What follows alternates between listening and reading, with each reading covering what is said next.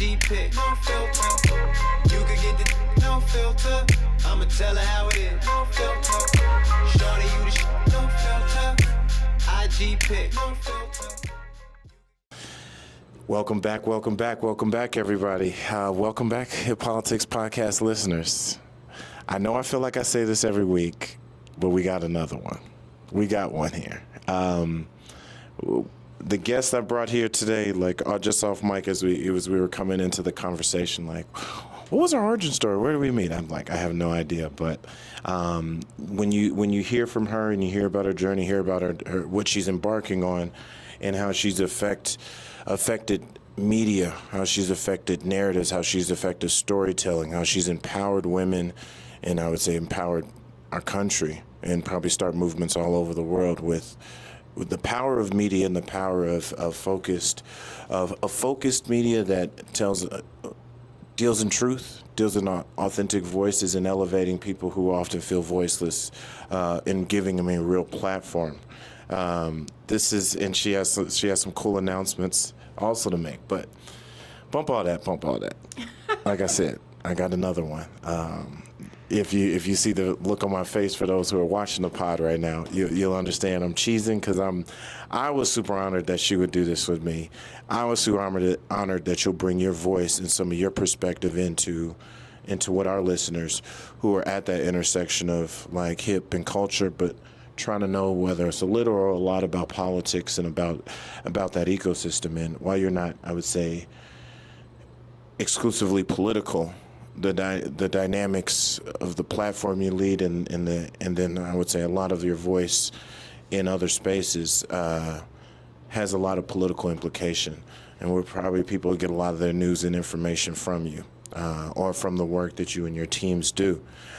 So with that, I built her up, y'all. So I'm hoping this conversation delivers. But we're here with another episode of Hip Politics Podcast. It's your boy, your host, and your usher through this journey, Mr. Cameron Calvin, a.k.a. Mr. Hip Politics, a.k.a. Mr. 216 to the 202, a.k.a. I only wear sneakers in the White House. And I've got another one here. I want everybody to welcome an award-winning journalist, a visionary leader, a relentless advocate, an editor, a leader, a boss. And those are all in all seriousness, but I say this in all seriousness, truly one of the most dynamic voices in media today, Ms. Errin Haines. Cameron, thank you so much. I mean, wow, can you follow me around everywhere? I need this, to just play this as my affirmation every morning, bro. Thanks. I think you know a little something about messaging, it sounds like. It feels like. I'd like to do my thing, but all jokes aside, just for the audience, who's Errin Haines? Errin Haines is an award-winning journalist with more than 2 decades of experience covering the intersection of race, gender, culture, and politics. She's one of the founders and currently the editor at large. At large. Yeah. Yes, I would say the editor at large at the 19th, a national online publication focused on gender and politics, where she works as the editor at large. You're also a fiery political contributor, often at MSNBC. Yeah. You spent years working at the Associated Press as a national writer on race and ethnicity.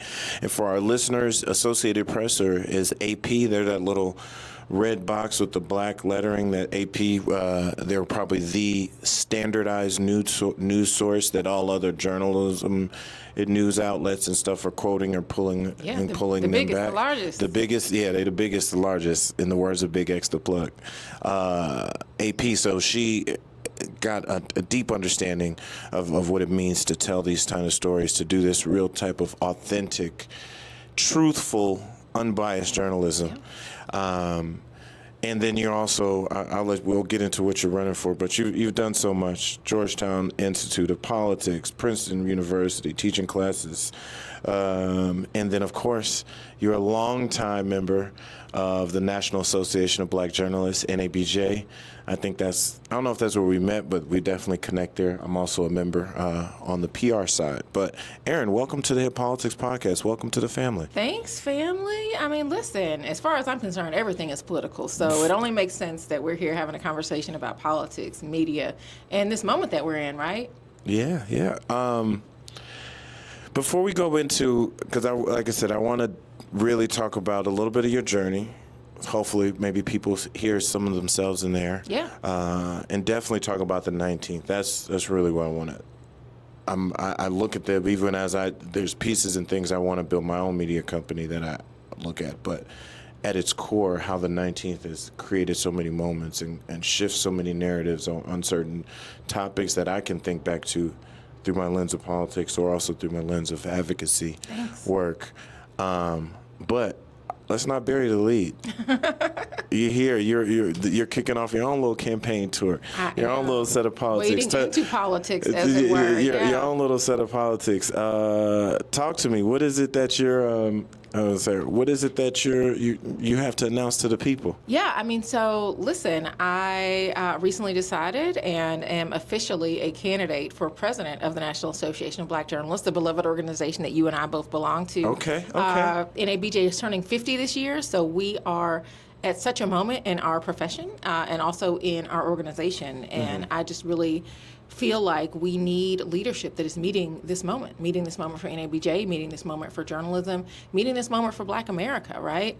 We need leadership that is bold, we need leadership that is visionary, and we need leadership that is encouraging and empowering the Black journalists that are telling the truth every day, telling our story every day. And so, after a lot of reflection, contemplation, this was not necessarily on my bingo card this year, but where I landed was, that I feel like I really have something to contribute to an organization that really has shaped me, has shaped my career, and so that's where I find myself now. What is, for those who they hear in ABJ, I think I've mentioned it once or twice on the pod over the years. Definitely, if you follow me or follow us on our content, we're always bigging up NABJ and some of the programs, but can you just simply explain what is the National Association of Black Journalists, and then what does it mean to you?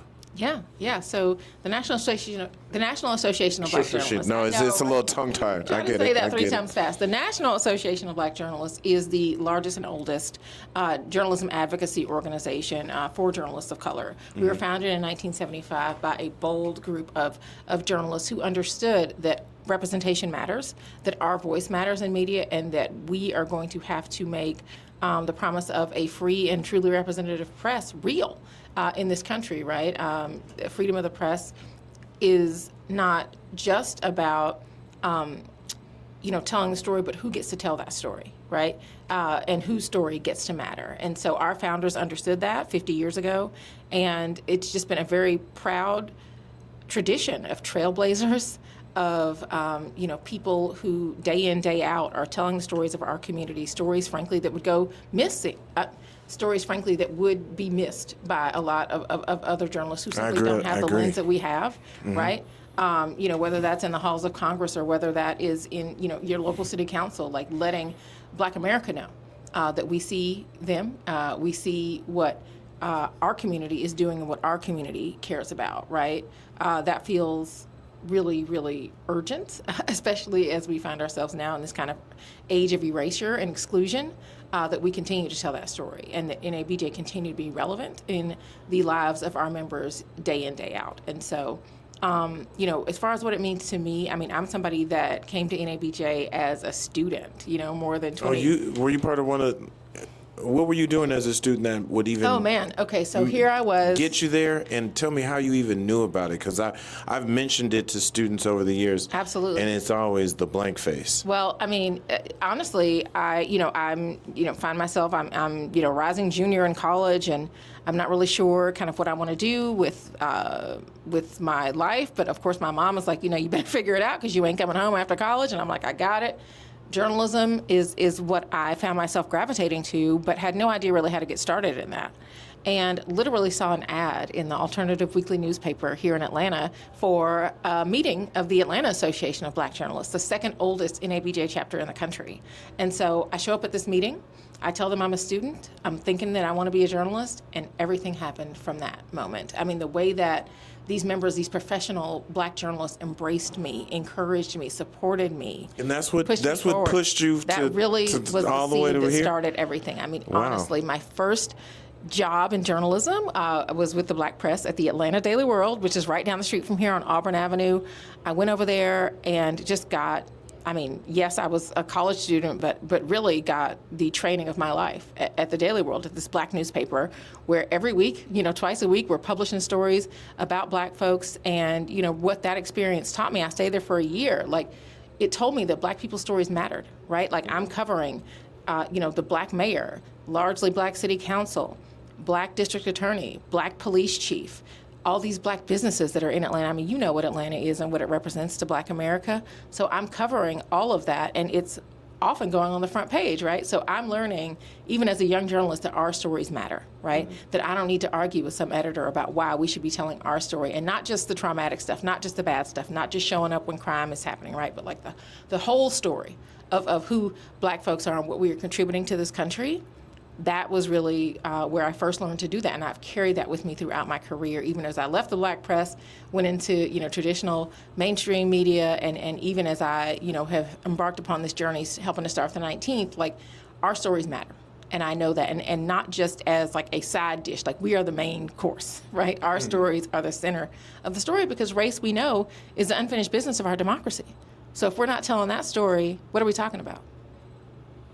It is. I would say when you start talking about our stories matter, I think most people in your journey, especially getting into the Black Press, most people here in NABJ, Association of Black Journalists, they think it is exclusively Black Press. It's like, no, Black people are at every media outlet. Yeah. Maybe not in the same numbers, in the same roles and positions.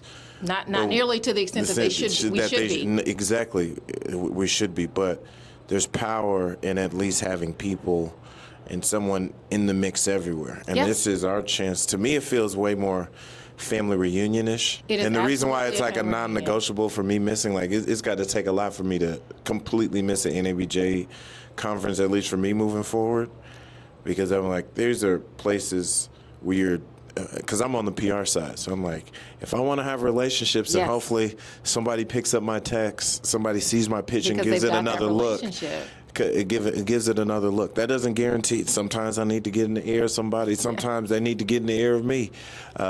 Even what I'm trying to pull together. Well, you can't miss this year. This year. Oh, it's in my hometown. I'm from Cleveland. You're from Cleveland. It's our 50th birthday. Like, we're definitely going to see you in the building, right? Oh, yeah. I've already registered. I got my hotel. I'm trying to get Mayor Justin Bibb of Cleveland is a personal friend. We were talking about it, so yes. After this, like I said, I'm trying to get him hooked up to make sure he's fully engaged through that week. But even Cameron, even outside of the convention, as we are in these newsrooms day in, day out, in a lot of cases fighting for these stories, fighting to tell these stories about our communities, NABJ is the hand at your back that says you can do it, that says keep going, that says we got you if there's a problem, right? When you need somebody to talk to, you've got a member, maybe in another city, maybe in another newsroom, that you can call, to talk about what's going on in, with you just trying to advance in your career and do your job. Because for so many of us, this is a calling, right? Like, we want to be the person that gets to go where our friends, our family, they can't go into these halls of power and hold people accountable and ask the kind of questions that they need to be asked, to be accountable to the people that have elected them, to be accountable to the people that they said they were going to serve. So for us to be able to do that, like, we take that very seriously. And that is a job that we do not always with the full support and understanding, frankly. That's how you're going to frame it? Okay. Sure. So then what do? You need somebody to say, no, you are right. You do need to speak up. And when you speak up, we're going to have your back. Two things around NABJ. I would say a lot of people who may not know the organization or the brand, I would say that the biggest thing that happened was the last year's conference that was in Chicago. There was a moment President Trump was able to come. Sure. Had his hand-picked group on stage, and for him to kind of, what I would say were blatant lies in a room full of Black media.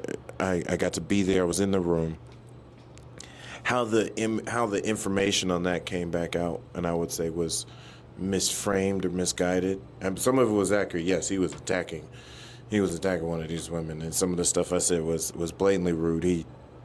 spitting direct lies, and there was as much challenge as that forum allowed for. I don't think a lot of the social video and the official video picked up. If you were in the room, you hear people yelling out, "That's not true!" Like media doing their job of challenging or trying to fact check in real time. They just didn't happen to be on stage. Sure.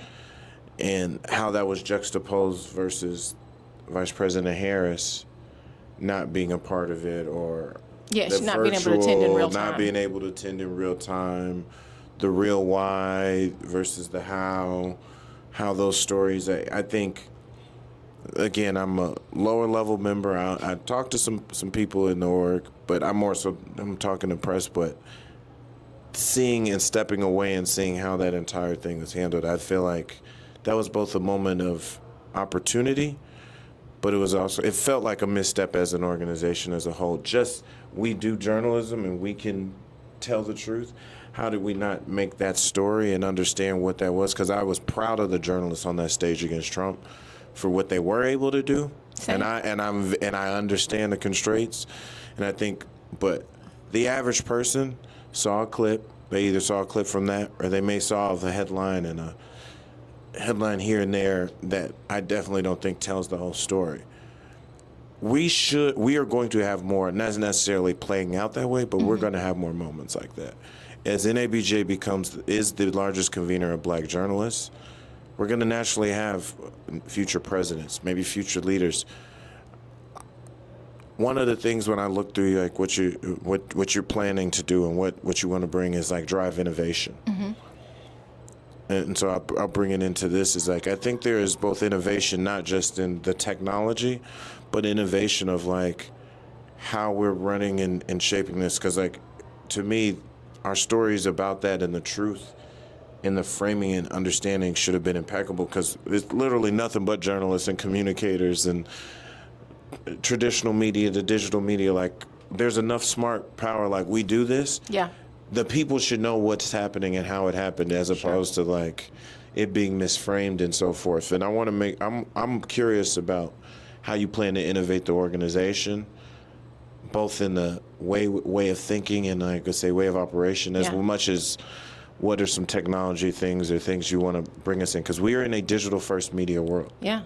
Yeah, so I mean, a few things, a lot of things. I mean, obviously, a lot of people had a lot of feelings. A lot of members had a lot of feelings about, then candidate Trump's visit to NABJ. He had been invited multiple times before as a candidate, but this is the first time that he'd accepted that invitation and shown up. So I was actually making my way to Chicago when he was on stage, was not involved in the planning of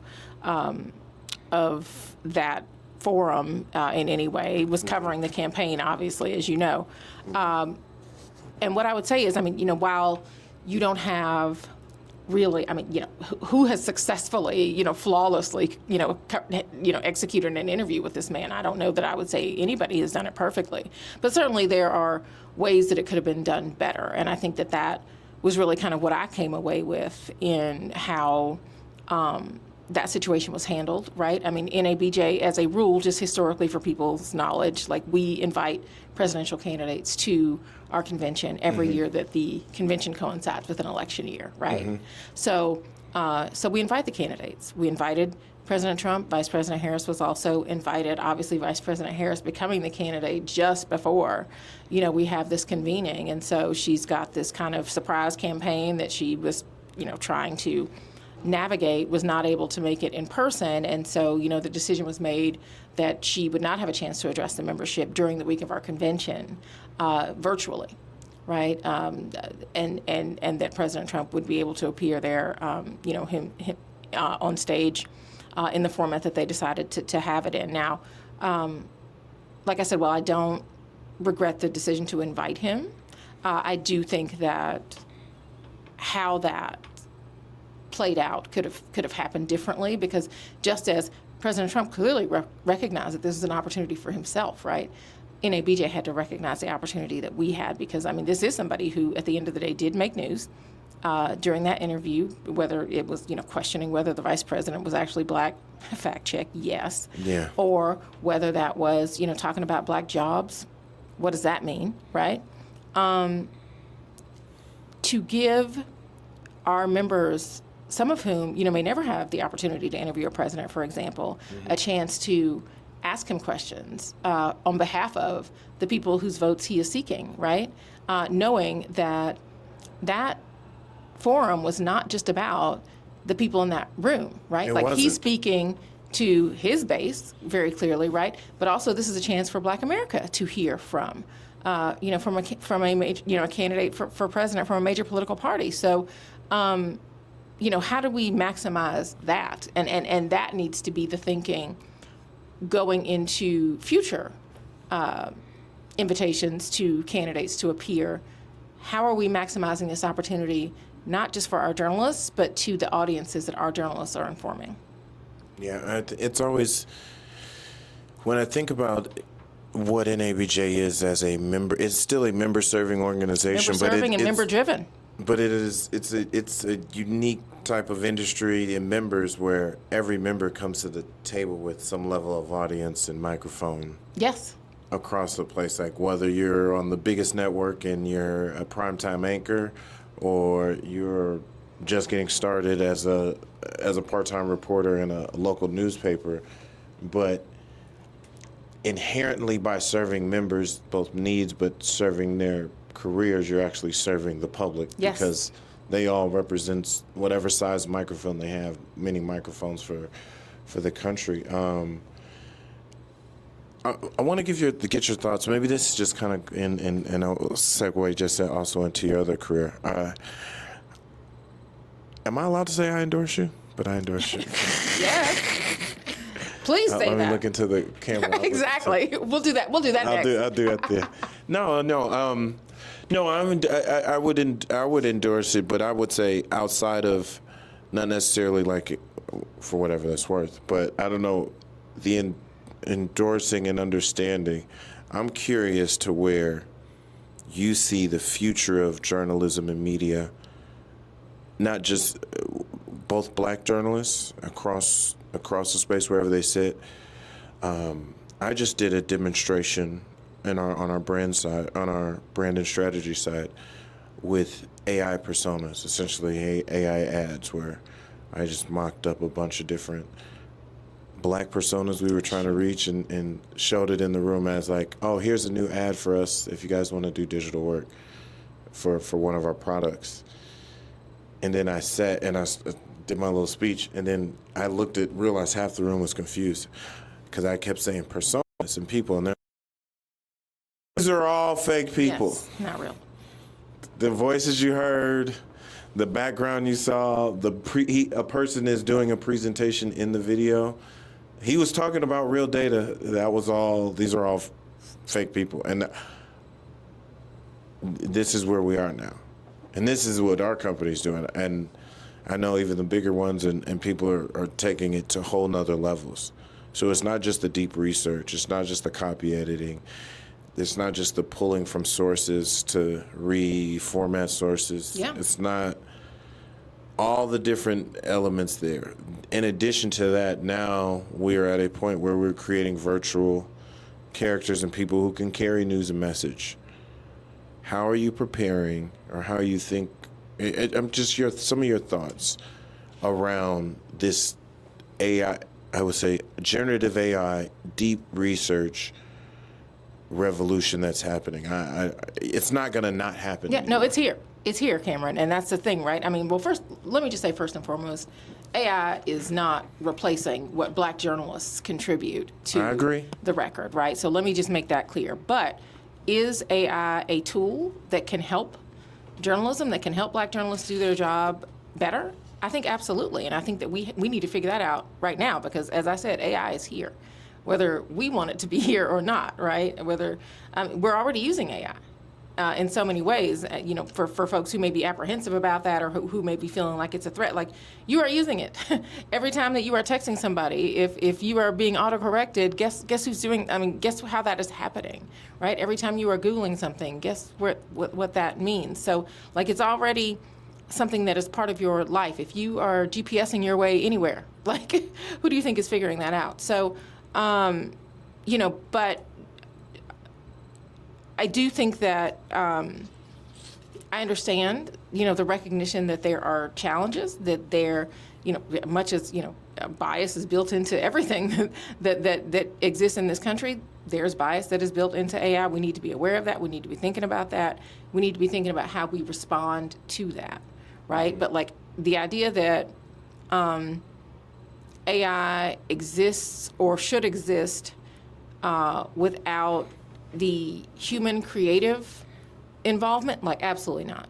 Absolutely not. Because we know that AI makes mistakes, right? We know that mis and disinformation can happen as a result of using AI. And so we need to be mindful that while there are certainly good things that AI can and is doing, and so it is, there is a benefit to AI as a tool in journalism. Without the journalist, AI is not going to be what it can and should be for our profession.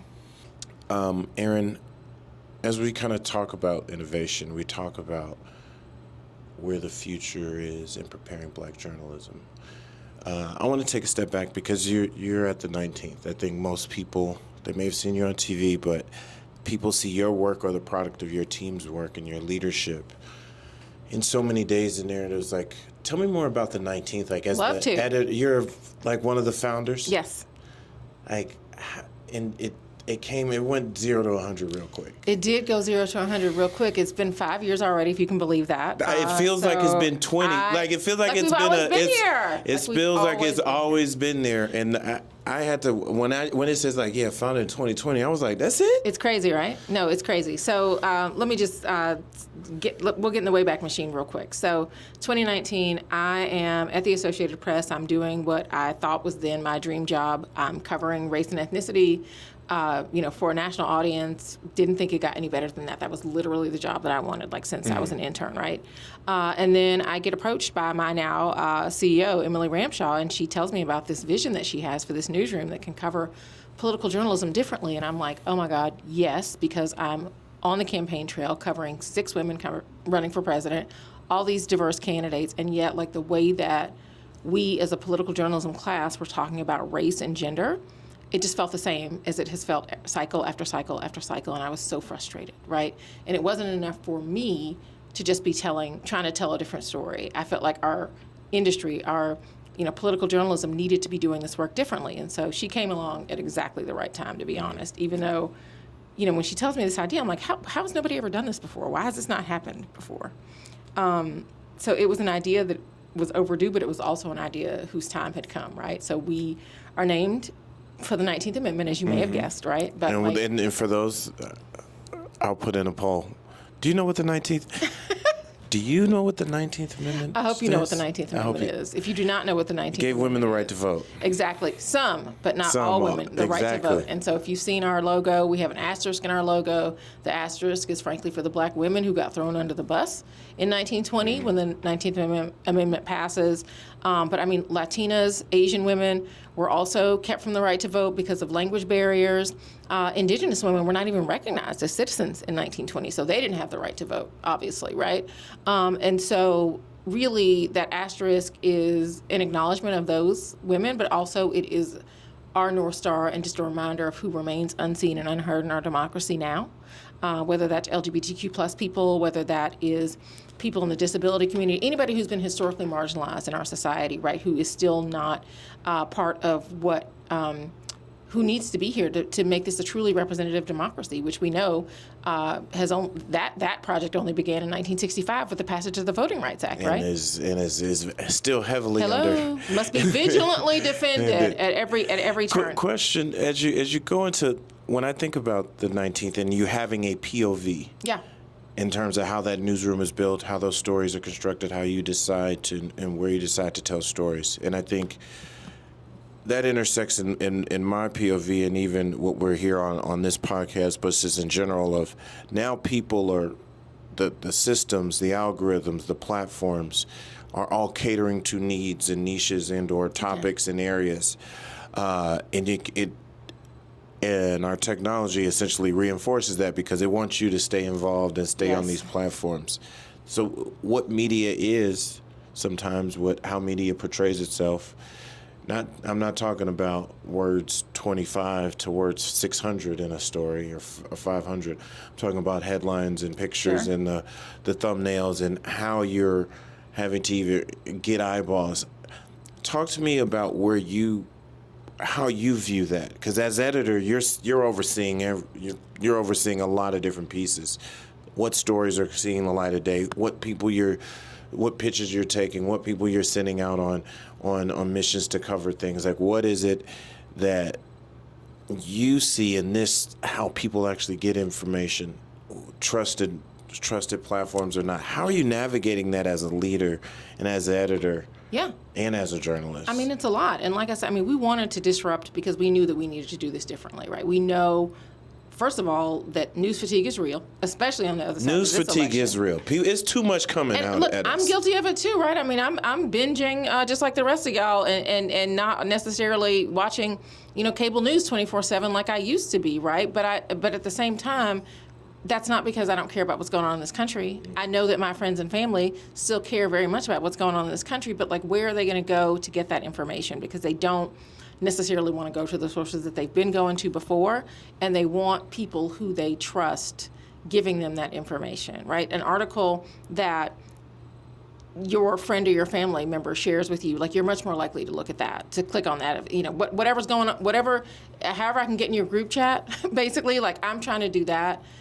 So much more than I am trying to hope that you scroll past seeing me on Instagram or X, because that we know that is an algorithm that's being suppressed, especially given the kind of stuff that we cover at the 19th, right? Politics or race or gender, right? These are things that we know are being suppressed because they've decided for whatever reason that that's divisive or that's not something that people are interested in. Not true. We know that they are interested. So how do you get around that? Like, we are trying our best to figure out different ways, creative ways to meet audiences where they are. So, because we know that they're looking for, our audiences are looking for our news, and we are earning their trust. And so that is why they are seeking us out. They're sharing us with their, friends and family. We ask people to do that. I think a big part of our success too in these last 5 years is that, even from day one, we said this news will be free to consume for everybody, because that's important now. Listen, has that come back to bite you? No. People appreciate it because they know, what's the point of us covering these communities if they don't have equal access to the information, right? Like, for us, that is what matters. And so, it ain't free to produce. I'm not saying that, right? Like, we do have to raise money to make that news happen and to make it available for the audiences that we want to have it. But at the same time, like, that was an important thing for us in terms of who we wanted to be as a newsroom. Also, you talked about, like, who we want to center, who we want to focus on. Mm-hmm. We know that women are more than half the population, more than half the electorate, and yet talking about women like a special interest group, like, why are we doing that? What is the point of that? Talking about, focusing strictly on Washington when we know that leadership is happening across the country, that we're right here in Atlanta. Exactly. This is live, exactly, live and direct here in Atlanta, and it kind of in the backdrop of a summit of people where that leadership, where women leadership is very much on display, right? And who and the idea of who gets to lead, like dispelling the myth of electability each and every day at the 19th, because electability is about who we elect.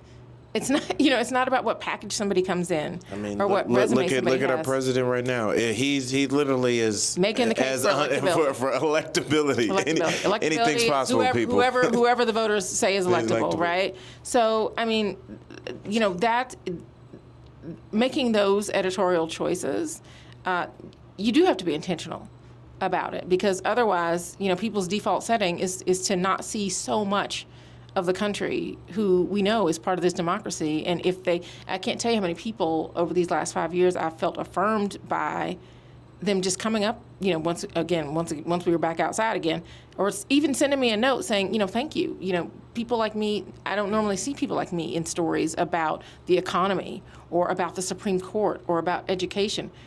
Women's issues are everybody's issues if we just ask everybody about them. Or, that's true. Like, LGBTQ people can care about a lot of things not just gay issues, whatever that means, the gay agenda. What is that? No, like they care about all kinds of stuff. Talk to, gay parents about about the caregiving challenges that they may be facing.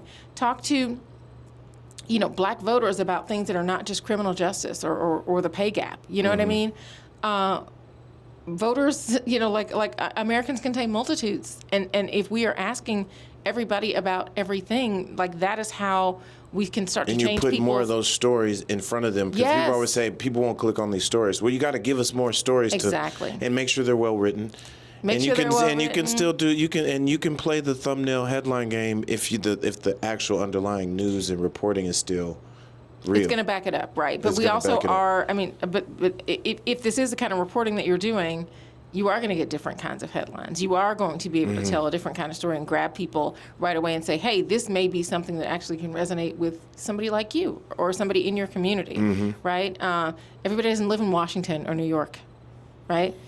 So telling stories from the ground, where people can actually maybe down relate here in to. the South, Exactly. in the Midwest, exactly where Southwest, we know people are. up north, northwest. Yes. Like it's so much more. I'm curious. It's only been 5 years, but the 19th to me has broken through with some of their reporting, some of your major headlines, and then it's whether it's you or others who've been on TV to amplify them, or you're getting folks like, a headline. I feel like every quarter, every 3, 4, 5 months, one of your big exposés or stories goes big. Tell me what's... Guess what? Guess why, Cameron? What? Because the audiences that we are writing for, like the biggest stories that are happening in this country are the stories that are affecting those audiences. I mean, I think about our last 5 years, sense. Right? Like, no, we did not think that we were going to start 3 months before a pandemic, but that happened, right? We know the pandemic was disproportionately affecting women, disproportionately affecting LGBTQ plus folks, disproportionately affecting caregivers, people in the gig economy, black and brown folks. All those people were on the receiving end of this global health crisis. And then you add on to that the racial reckoning, right? The systemic inequality, institutional inequality, the racism that exposed, even in the midst of, the coronavirus exploding around the world. Like, that was our origin story, right? And so then you go from that to, an election that we already thought was going to be the most consequential of our lifetime. Spoiler, it was not. Fast forward 4 years. But then you also have the Dobbs decision ending federal protections for abortion. Like, hello, if that ain't a 19th story, I don't know what was. Like, that was huge. That was a huge moment for us. The unrelenting killing of black folks by police and vigilantes. Breonna Taylor, her story was one of the first national stories that the 19th broke, right? You had, for the second time in a decade, a woman being a major party candidate for president. Like, we did not expect that at all. We weren't sure after 2016, which was, by the way, another one of the catalysts for the 19th even being in existence, just being tired of the way that women were covered in politics, right? But then here you are, we find ourselves again, first of all, with a historic vice president that we get to cover, and then 4 years later, that person standing as a major party candidate for president. Like, what does it mean? We still get to ask questions about what will it take to elect a woman finally as president of the United States, whoever she may be, right? Like, why are we still at this point headed into America's 250th birthday that this has never happened? Like, the 19th just seems so uniquely positioned to ask all of the right questions that we need to be asking about our democracy at a moment with a majority audience. Yes. And it's not just, and that's if your thinking is as simple as only women read this. Like, oh no! Listen, one of the surprises, honestly, of when we launched, when we started in 2020, we were surprised to find out that half of our readership was men. We couldn't believe it. We were like, wow. But I mean, yes, like if you have women in your life, you have which people we all in your life. One way or the other have women in our life. Correct. Yes. A woman's story is America's story. Exactly. And also these issues are your issues too. And for men to be also thinking about these issues or thinking about them in a different way because they are in proximity to somebody that these issues are impacting, right? Like, that is helpful. That is helpful. And so, I think for us, we also resonate we are nonprofit, nonpartisan, independent journalism, and yet, like, we find that conservatives, frankly, for example, who may have a child who has come out as trans in the pandemic, they need resources. They need news and information that they can share with their friends and family. Guess where they're finding it? The 19th. That has been deeply helpful. What has been, in your time as editor and your time there, in this short, but like I said, all the different points, those are just major news intersection points, but just all the news that has been covered. And because you guys are covering news and coming from a perspective that a lot of traditional media has not, you're probably uncovering stories that have been right in front of our face. They just have not been researched well and sourced and told. I'm curious, I got two questions. I'll start on a lighter note. What's a story that was pitched to you that you didn't cover, that was like, oh, we should have covered that, or it was interesting, or may have broke? Like, I'm curious, like, what's something that didn't make it? Oh, man. Just maybe even the topic. I mean, you don't have to throw the reporter out there. I'll say that I won't go there. I'm not going to take that bait. But what I will say to you is, I believe that gender is political. Like I said before, that everything is political. Okay. And that politics is gendered, right? So that means that there is so much that we could be covering that we don't get to cover all the time. And yes, we shake our fists all the time and say, oh, I wish we could have gotten to this story or that story, or I want to talk about this topic more, whether that is the intersection of gender and religion, or the intersection of gender and the military, which seems ripe for exploration right now, just saying. We are obsessed with the intersection of gender and sports just because you've seen the explosion of women in sports right now. We don't have a sports writer yet, knock on wood. For real? Yes. You would think so, right, though, as much as we cover sports, because we love... That's big right now. Listen, and sports is political, and sports is gendered, and so we're there. We're at that intersection. We would love to be writing about Beyonce all day, but we write about... but Beyonce is political, right? Beyonce is a cultural moment, and what she is doing also speaks to ideas about power, right, and visibility and representation in this country. So, entertainment is also an intersection that we wish that we could do more with. But like the idea, showing people that even things that they don't necessarily think are political, or things that have been politicized, right? That's a big difference. We talk about everything is politics now, because so many things become politicized. Yes. So we talk about that a lot, and then the other thing is that joy is a strategy. I think that's something that we learned recently, but like we believe that joy is a strategy also for media, right? For people who are burned out on the news, or burned out, just in general, they want to know what else is going on in this country, right? Tell me some of the good stuff that's happening. Show me the doers in this country. Show me the fun stuff that is happening in this country. Like, that is happening too, and we want to reflect that. So like, making room for those stories too, I think, is something that also has resonated deeply with people, and it gives people a new way to find us. Interesting. Wow. What's one story or something, one of the stories you've covered that, I don't want to say resonated with you, but what's a story that moved you? Whether it's moved you to extreme joy, moved you to tears, moved you to real anger, but really, because I'll frame it this way. There's so many in our history, and whether it's recent history, long history, there's so many iconic images that journalists break. Even now, it's social media, how it gets out and how it disseminates, but there's usually still, I would still go back to somebody captures that hero shot. Like, there's a few different angles, but there's still almost one iconic image of the Trump supposed like ear shooting, and him coming up bloody. Like, the person who got that got an image. The person who got the image of the Obamas coming out on that stage in Chicago, and that moment of joy. You go back to just so many iconic images. that media, different outlets of media, different mediums of media, could be print. A lot of times in my mind, we think it's just print journalism, but now in a digital first media, linear TV has caught, like, there's so many different ways that now a social media, a person may catch that right image or that right clip. I'm curious, but they move us. Mm-hmm. Mm-hmm. Like, you see something and it's like, oh, I feel something when I see this picture or picture paired with a headline. Mm-hmm. And you all are really good at that. I've noticed of like figuring out, especially for your bigger pieces, figuring out what's the image, keeping the headline tight, because I'll remember the gist of the story, the details, and that moves around like when I get.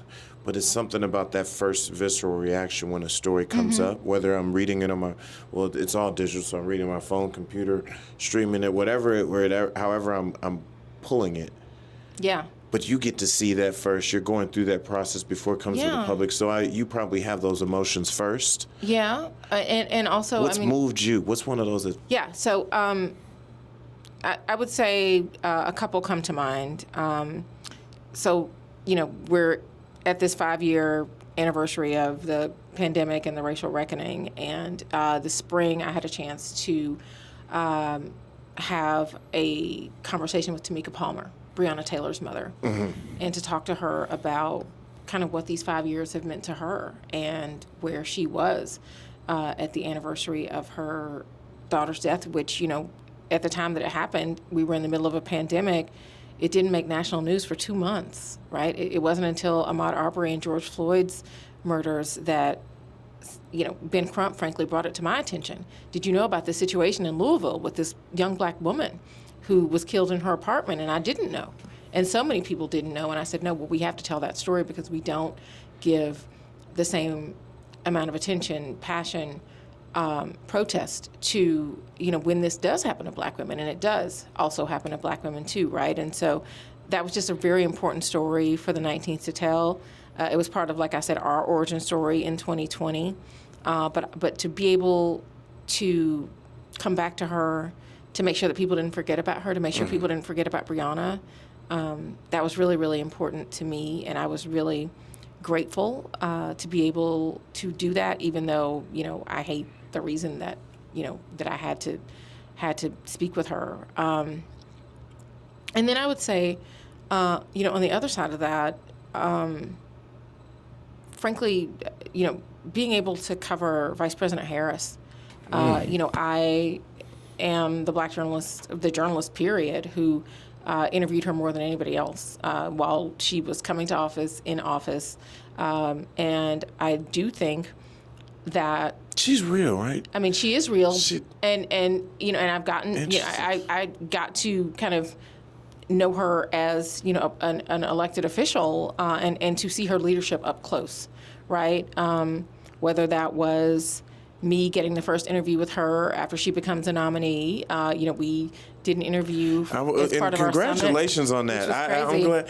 I thought she was going to ghost me, to be honest with you, Cameron. I felt like that narrative was even off. It was like, oh, she's not going to the right interview. I'm like, you. And it was in my mind, I was like, I didn't know if you were the exact first, but you were one of the first intentional two choice, or three that I saw that even came out. And being the first, she did with black women, and so I think that was a choice on her part, her campaign's part to do that. But also after she becomes vice president, the 19th was the first stop she made. She sits down with me and we talk about what she wanted to do, how she was thinking about, being a person who was in this historic role.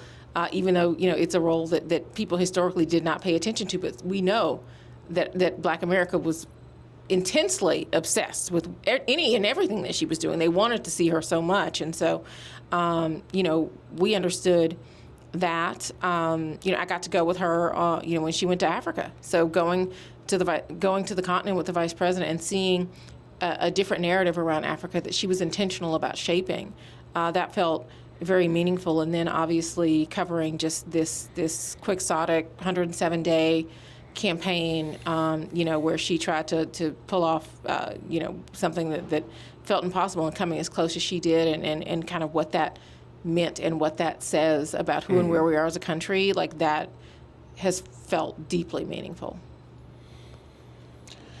And you've done so much and been able to. How long have you been? Almost 20 years. Can you believe it? I started when I was 5. Crazy. Yes. I don't mean to. Oh, I'm sorry. See, No, I'm bad at this. totally I was in the sake I'm of joking with you. I'm journalism. I messing should have had my cultural I am lens seasoned on. and whatever. Yes, and No, it's totally fine. I say that to say the reason why I'm as we kind of come to close, I ask you a few fun questions. Hit me.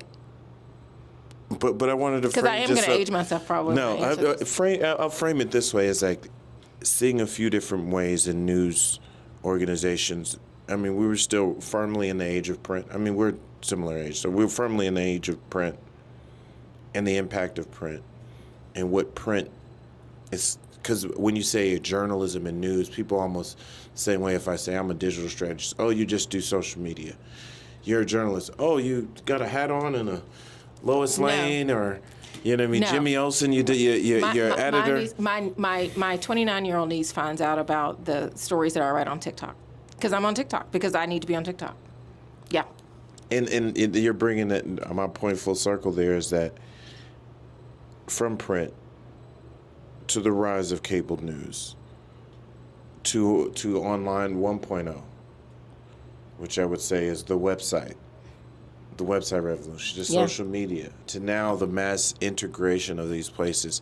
But at its core, being a news person, being a respected news person who's uncovering truth, fact first, no fiction, but being able to contextualize just by just a sheer choice, by your sheer choices, certain narratives and certain information that we as people, your readers, or even not your readers, because your news gets posted and they may be the Shade Room readers. Shoot, they might be Red State Digital who they taken something from your news posting and want to try to alter it or shift it and write about it. But you're constantly the news and you're the news is news. Yeah. To be at the center of that, like I said, AP here, it's dynamic. That's why when we're setting this up, I'm truly honored. Like I look at all of that and I recognize that even now we've seen the kind of attack we're under on truth from every angle, and it's been given a kind of a green go past green light by the highest office in the land in attack. But I think now we need places like this, whether it's platforms like NABJ.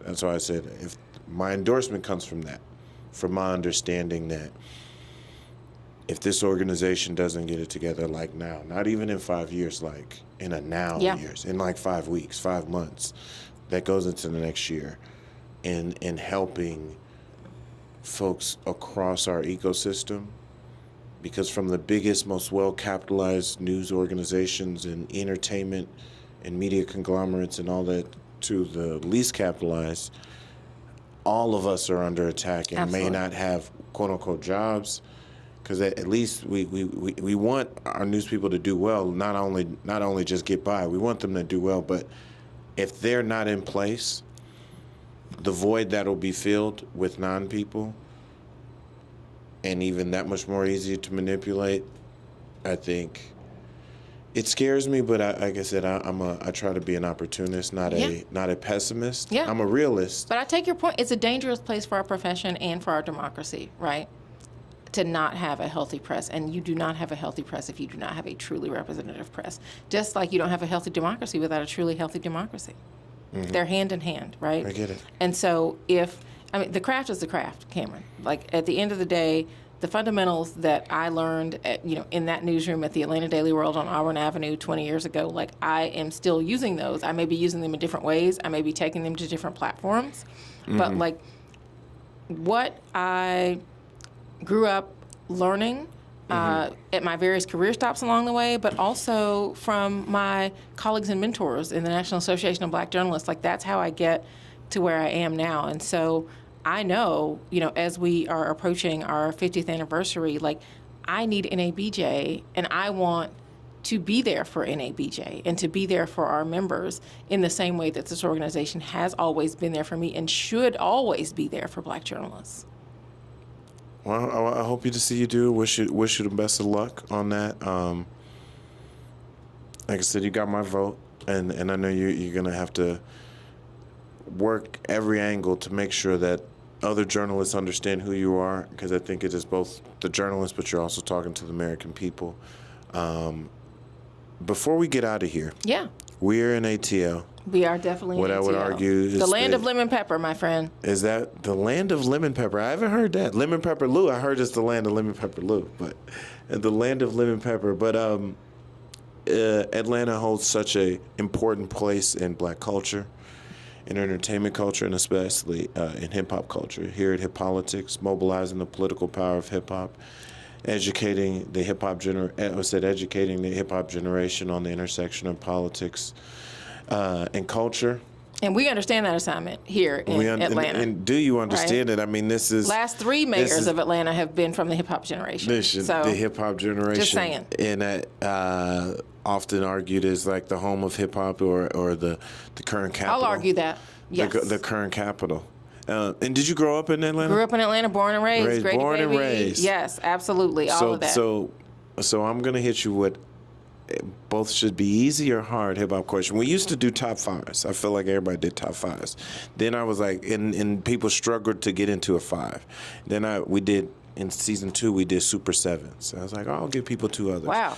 But in these last 2 seasons, came post-Kendrick Drake beef. And all that started, I think, one of the lines like, J. Cole is the big 3. Yeah. Him, K-Dot, and Drake. And then Kendrick coming back, motherfuck the big 3, it's just big me. But I think this big 3 concept. 3, yes. Forget the Mount Rushmore where you try to squeeze 4 and 2 heads on the one. Top 5s, people do that. I'm forcing you to make decisions, and you're an editor. So you make hard decisions all the time. Because you got a lot of people to choose from. Got a lot of people. You're an elected candidate. I'm setting you up because I'm setting you up in a good way. I'm trying to help you up. You're an elected candidate, so you got to speak to a couple. Give me the alley-oop. You got to You just got to speak to a couple audiences with this answer. But you need to. But you're a journalist, so you got to be true to yourself. These got to still be in facts.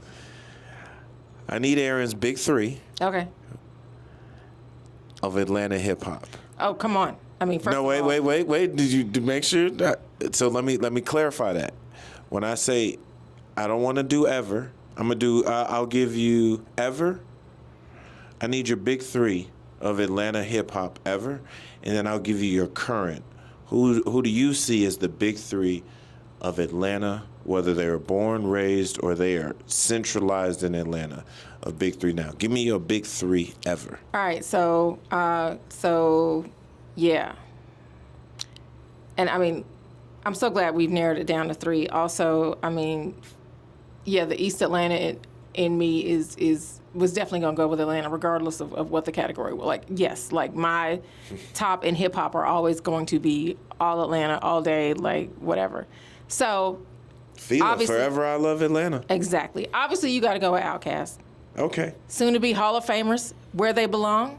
Overdue. Happy to see it. Love to see it. Can't wait to celebrate this summer. So Outkast is number 1. Okay. Jeezy. Ooh, Mr. 17.5. All right. Jeezy. Jeezy got me through some times. Jeezy has gotten us all through some times, hasn't he? He really has. The recession. He's given us so much. Thug Motivation. It's just an affirmation record. Hit after hit after hit. We need it. We love it. Oh. I was listening to Jeezy on my way over here, as a matter of fact. Never gets old. And Gucci. You could have said so many things. I was not expecting that. And I was expecting. I mean, who else? I mean, there's a lot of people who say the fact that Mr. Woptober, like when I tell people, you would think I'm from Atlanta the way I love Gucci and the way I love Jeezy, but the way I love Gucci, and I am physical mixtapes of me being in Philly, yes. New York. I kept a lot of them too, like the bootleg. Like when we were on CDs, I got at least 20 different covers Because every time I did get to Atlanta and could find a way, or somewhere in the South, and I could find a way to get a Gucci mixtape, sometimes they were dubbed, and it's like, it wasn't really hitting with my car speakers.